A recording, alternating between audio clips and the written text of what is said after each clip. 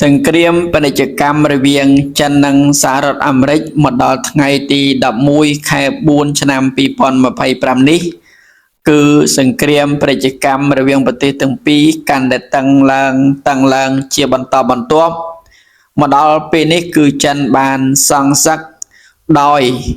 ដំឡើងមកដល់ពេលនេះគឺរដ្ឋាភិបាលចិននៅថ្ងៃសុក្រទី9ខែ4ឆ្នាំ2025បានដំឡើងពន្ធលើតំណែងទាំងអស់ដែលនាំចូលពីសហរដ្ឋអាមេរិកមកដល់ប្រទេសចិនគឺតម្លើងពន្ធរហូតដល់125%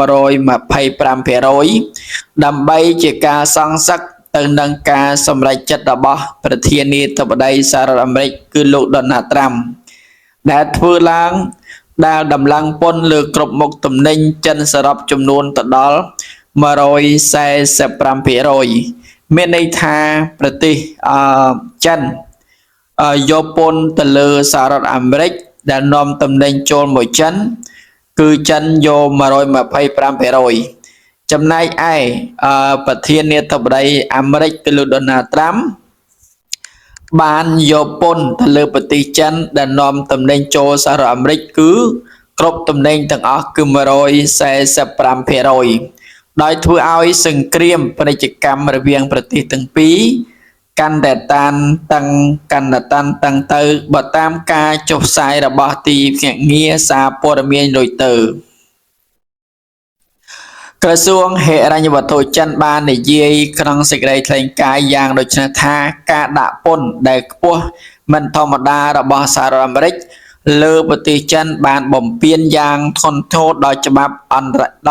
ពាណិជ្ជកម្មអន្តរជាតិនិងសេដ្ឋកិច្ចច្បាប់សេដ្ឋកិច្ចជាមូលដ្ឋាននិងសុភវិនិច្ឆ័យហើយក៏ជាការសម្លុតនឹងការបង្ខិតបង្ខំដោយឯកតោភាគីទាំងស្រុងជំវិញការប្រកាសពន្ធសងសឹកដដែលគណៈកម្មការពន្ធគយនៃក្រមរសាយរដ្ឋចិនបាននិយាយក្នុងសេចក្តីថ្លែងការណ៍ថាចិននឹងឈប់ពើលើការដំឡើងពន្ធបន្ថែមទៀតពីសហរដ្ឋអាមេរិកទោះបីជាអាមេរិកបន្តលបែងពន្ធរបស់ខ្លួនក៏ដោយរឿងមាសឡើងថ្លៃគឺយើងដឹងអំពីមូលហេតុកត្តាធំដែលធ្វើឲ្យមាសឡើងគឺច្រើនលេខមកដែរបើសិនជាបងប្អូនបានទិញទៅតាមខ្ញុំប្រាប់មាសហ្នឹងគឺយើងបានចំណេញមែនទែនហើយបើសិនជាបងប្អូនទិញមាសតាំងពី2974ឬក៏យើងទិញតាំងពី1960ជាងគឺមកដល់ពេលនេះគឺមាសបានដល់3223ហើយអញ្ចឹងបើសិនជាបងប្អូនទិញទៅតាមខ្ញុំប្រាប់ឧបមាថាយើងទិញតាំងពីមាសហ្នឹងទិញតាំងពី2900ថា74ចុះអញ្ចឹង74យើងយកមកដកនឹង2000ដកនឹង3223ចឹងឃើញប្រមាណ2023គឺចំនួន249លេខចឹងបើសិនជាយើងទិញមាសនៅក្នុង0.003ណា0.03យើងយកមកគុណជាមួយនឹង249សំដៅយើងយក249គុណជាមួយនឹង3អញ្ចឹងយើងបាន$700ណាក្នុងរយៈពេល3ថ្ងៃហ្នឹងគឺយើងបាន$700អានេះគឺខ្ញុំនិយាយថាបើសិនបើបងប្អូនទិញទៅតាមខ្ញុំប៉ុន្តែយើងនិយាយអំពីមូលហេតុដែលធ្វើឲ្យមាសឡើងមាសដែលឡើងនៅក្នុងរយៈពេល3ថ្ងៃនេះគឺមានរឿងដែលត្រូវនិយាយគឺរឿងទី1ក៏រឿងពន្ធដែលសហរដ្ឋអាមេរិកបានដាក់ទៅលើបណ្ដាប្រទេសជាច្រើនដែលសារនៅបានដាក់នឹងហើយដែលប្រធានាធិបតីបានដាក់ពន្ធទៅលើសហរដ្ឋអាមេរិកកាលពីថ្ងៃទី9ខែ4ឆ្នាំ2025ហ្នឹង អឺគឺសារអាមេរិកបានដាក់គ្រប់ប្រទេសទាំងអស់គឺអត់មានបានដកពន្ធអីបន្ថែមពន្ធទេគឺនៅដដែលប៉ុន្តែដល់ថ្ងៃទី10គឺប្រធានាធិបតីនឹងបានដាក់ប្រទេសក្រៅពីប្រទេសចិនហ្នឹងគឺឲ្យប្រទេសទាំងអស់គឺបង់ពន្ធតែ10%ទេរយៈពេល90ថ្ងៃប៉ុន្តែប្រទេសចិនគឺសហរដ្ឋអាមេរិកបានដាក់ទៅដល់104%ណា104%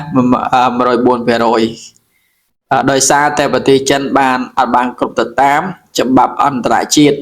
ញ្ចឹងគឺសហរដ្ឋអាមេរិកបានដាក់ពន្ធទៅលើប្រទេសចិនខ្លាំងខ្លាមែនទែនហើយអញ្ចឹងហើយបានជាធ្វើឲ្យមាសឡើងតាំងពី2974រហូតទៅដល់3223-24ប៉ុន្តែទស្សនវិជ្ជាជាក់ស្ដែងនៅក្នុងថ្ងៃនេះគឺប្រទេសចិនបានតឡើងពន្ធទៅលើប្រទេសសហរដ្ឋអាមេរិកនោះបានទៅដល់125%ហើយសហរដ្ឋអាមេរិកនៅក្នុងថ្ងៃនេះថ្ងៃទី11នេះគឺតឡើងពន្ធទៅលើប្រទេសចិនទៀតគឺ145%បន្តទៅទៀតអញ្ចឹងគឺរឿងគឺកាន់តែក្តៅទៅហើយរឿងពន្ធនេះបានធ្វើឲ្យមាសឡើងទី1ទី2គឺពាក់ព័ន្ធទៅនឹងCPI CPI នៅក្នុងប្រចាំខែប្រចាំឆ្នាំនេះឃើញថា CPI នឹងគឺធ្លាក់ចុះណា CPI ធ្លាក់ចុះអញ្ចឹងបានធ្វើឲ្យមាសគឺឡើងគឺកាន់ឡើងក្រឹតតែម្ដងអញ្ចឹងព័ត៌មាន2នឹងឯងបានធ្វើឲ្យមាសនឹងក៏ចាប់ផ្ដើមកើនឡើងអញ្ចឹងបងប្អូនចាំតាមដានទាំងអស់គ្នាខ្ញុំតាមដានឲ្យខ្ញុំអនុវត្តមានន័យថាបើសិនជាគឺបញ្ហាអ្វីកើតឡើងគឺខ្ញុំអនុវត្តឃើញថាវាបានមែនប៉ុន្តែខ្ញុំទិញមាសតាំងពី3060ទេសូមអធិស្ឋានដែរគឺអត់បានទិញតាំងពីដើមមកគឺ3060ទេអញ្ចឹងខ្ញុំទិញមកដល់ពេលនេះគឺបានភ័យជាខ្ទង់ចិត្ត1000នៃជាងហើយអញ្ចឹងគឺយើងទិញក្នុងតម្លៃ 0.05 ណា 0.05 អញ្ចឹងយើងមកទៅគឺឃើញពីច្រើនដែរអញ្ចឹងគឺខ្ញុំមានព័ត៌មានប៉ុណ្ណេះសម្រាប់ចែកជូនទៅដល់បងប្អូនថាមាសឡើងដោយសារអ្វីដោយសារតែហេតុទី1គឺពន្ធហេតុទី2គឺCPI ត្រូវបានធ្លាក់ចុះអញ្ចឹងខ្ញុំមានប៉ុណ្ណឹងសូមអរគុណ